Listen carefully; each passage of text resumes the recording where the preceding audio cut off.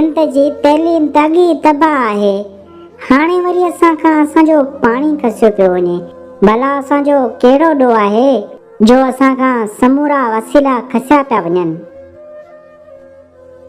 Canal समूरा नामंज़ूर। सिंध जे पाणीअ ते धाड़ो लॻी वियो आहे जेको असां हरगिज़ बर्दाश्त न कंदासीं। सिंधूअ ते धाड़ो नामंज़ूर, पाणीअ ते धाड़ो नामंज़ूर, कैनाल समूरा नामंज़ूर। पाणी असांजी ज़िंदगी जो अहम हिसो आहे जंहिंखे असां रोज़मर्रा जे कमनि में इस्तेमालु कंदा आहियूं। पाणी खां सवाइ ज़िंदगी अधूरी आहे।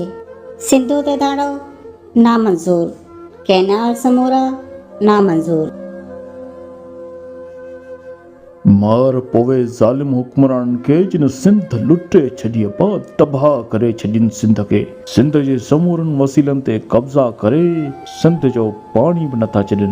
हाणे जे पाणी बि न रहियो त पोइ असांजो गुज़ारो कीअं थींदो? हा चाचा, पाणी असांजो जियापो आहे।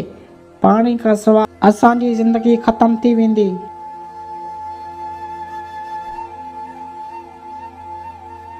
अॻे ई पाणी जी खोट हुअण करे असां आबादी नथा करे सघूं। जे पाणी विकिरो थियो त असीं त जेरे मरी वेंदासीं।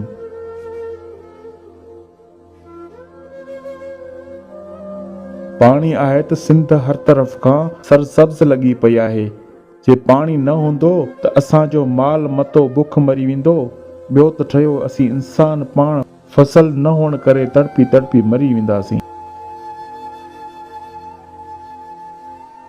दुनिया वञी चंड ते पहुती। असांजा हुकुमरान सिंध खे रांबूटा हणी पटण में पूरा आहिनि।